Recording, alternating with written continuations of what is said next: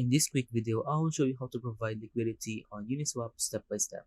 So the first step is to go to app.uniswap.org, then connect your wallet, click the pool tab, click here, and then select your pair. So for example, Matic Uni,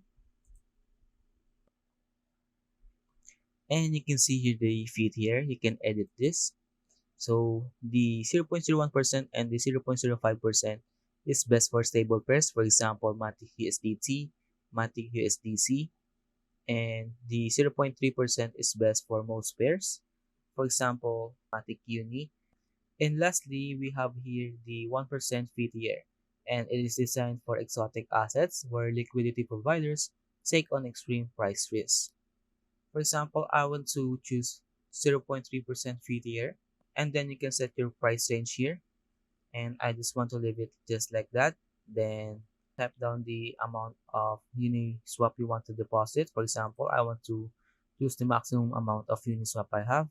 Click preview, click add, and then click confirm. And let us wait for the transactions to be completed.